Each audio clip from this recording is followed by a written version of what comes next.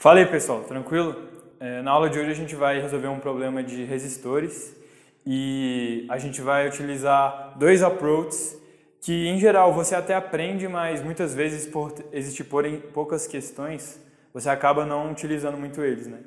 Então, a gente vai ver o princípio da superposição e a simetria de problemas para resolver a questão que a gente vai mostrar aqui, beleza? E é bem importante que vocês assistam essa aula porque nunca caiu no ITA, mas se cair, a ideia é um pouco diferente, então se você nunca viu antes, talvez você não consiga. Então, bora lá para a questão. É o seguinte, você tem uma malha infinita de resistores e essa malha ela tem uma geometria peculiar, né? São vários triângulos, certo? Então a gente tem uma série de triângulos concatenados e se você olhar para essa figura, né, lembra bastante uma teia. Então por isso que a gente nomeou essa questão aí de teia de resistores, já deixando aqui não é da nossa autoria, mas a gente vai resolver ela e mostrar algumas formas de resolver. Então você tem essa teia de resistores de valor R, certo? Todos os resistores têm resistência R. E o que a gente quer é a resistência equivalente entre pontos adjacentes, ponto A e ponto B. Só que tem um porém, a gente quer na situação em que não existe esse resistor.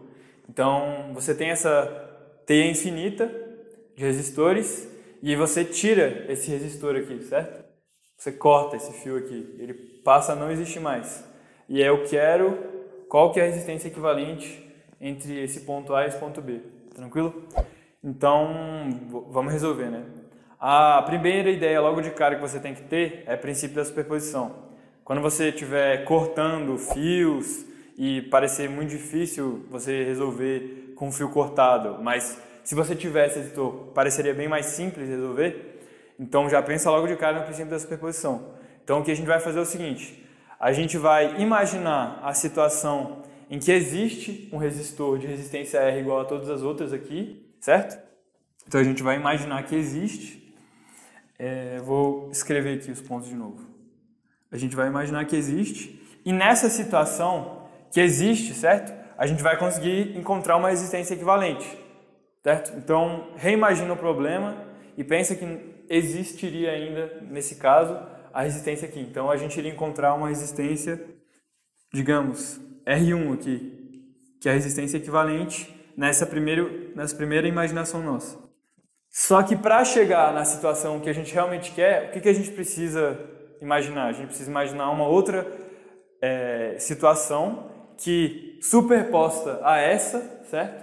Nos dê essa configuração aqui sem o resistor. E qual que é essa situação, né? É justamente a situação que você tem esses pontos aqui e você tem apenas um resistor aqui e que vai ficar em paralelo com esse resistor de resistência R. Eles precisam ficar em paralelo e, além disso, esse resistor aqui precisa anular esse aqui. Então, qual que seria o valor dele, né? Seria menos R.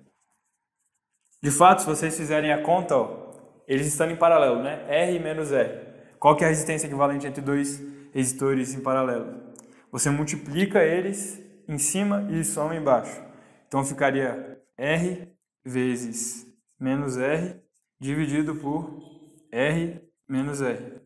Isso aqui tende para infinito, né, pessoal? Isso aqui é um número finito e aqui embaixo você tem um número que, digamos, é zero, né? E aí isso daqui tenderia a infinito. O que isso significa? Isso significa que a resistência entre esses dois pontos é infinita, ou seja, não existe fio entre eles. Então, é exatamente isso. Você considera um resistor de resistência menos R, ou seja, uma resistência negativa. Por incrível que possa parecer anti-intuitivo, essa é uma sacada matemática que vai nos auxiliar para resolver o problema. Depois de calcular essa resistência R1 aqui, para a gente finalmente achar a resistência equivalente da situação original, é só a gente considerar justamente a superposição desses dois fenômenos, ou seja, você vai ter uma resistência em paralelo desses dois carinhas, uma associação em paralelo desses dois caras, que vai nos dar a resistência que a gente quer. Então, depois de achar esse R1 aqui, que a gente não sabe quanto é só fazer a associação em paralelo, que a gente consegue encontrar o nosso REC, né, a nossa resistência equivalente nessa situação. Então vamos calcular R1, né? R1, então, retomando, né, é a situação em que existe um resistor aqui de resistência igual a dos demais. Então agora a gente consegue explorar a simetria, né? Porque no caso original a gente não conseguia porque esse resistor aqui não existia, mas ele existindo você tem uma simetria perfeita, né? Então qual que é a ideia para resolver esse caso mais simples em que existe o resistor? Você tem aqui o ponto A, ponto B, e é o seguinte, pela simetria a gente vai usar novamente o princípio da superposição, certo? Mas pela simetria, se você colocar um fio I dele surgindo uma corrente I e entrando nesse nó aqui, certo? Nesse nó da teia, no nó A, pela simetria do espaço, certo? Com certeza, em cada ramo aqui vai ter uma corrente I sobre 6, né? Saindo. Então você tem I sobre 6 para lá, I sobre 6 para cá, e assim vai para todos esses 6 ramos.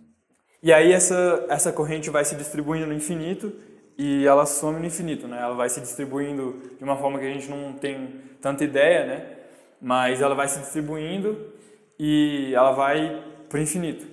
Agora, imagina agora de forma superposta a situação em que sai desse ponto aqui uma corrente I também, sendo que essa corrente ela vem muito distante, de pontos muito distantes dessa teia e de forma exatamente igual a como essa corrente se distribui no infinito dessa teia, certo?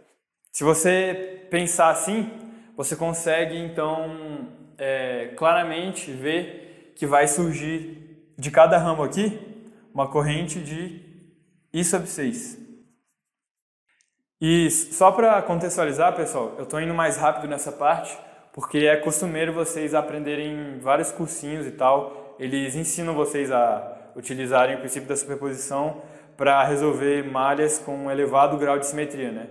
Nesse caso aqui a gente corta, é mais complicado, mas no caso em que você não tem esse corte da resistência, é bem comum vocês aprenderem e tal, então eu estou passando mais rápido com a ideia de superposição nesse caso.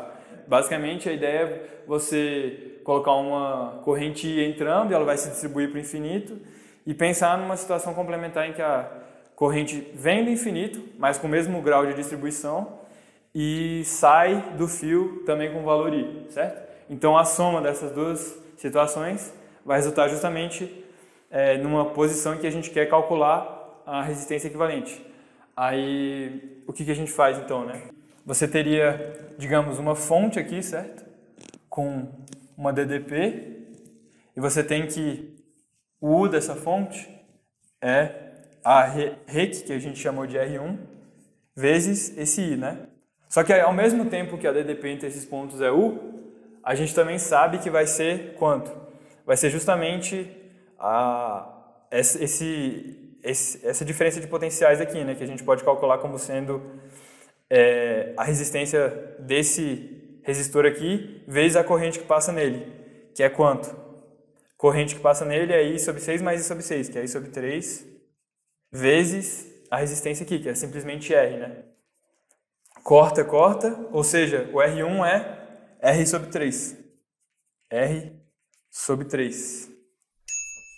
Então, por fim, agora a gente vai substituir essa expressão aqui na resistência em paralelo aqui, certo? E vamos fazer as contas que vocês já sabem. Então, eu vou colocar aqui, tá?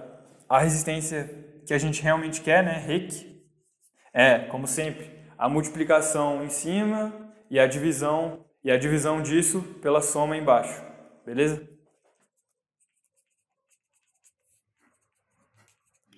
Por fim, vai dar R sobre 2, né?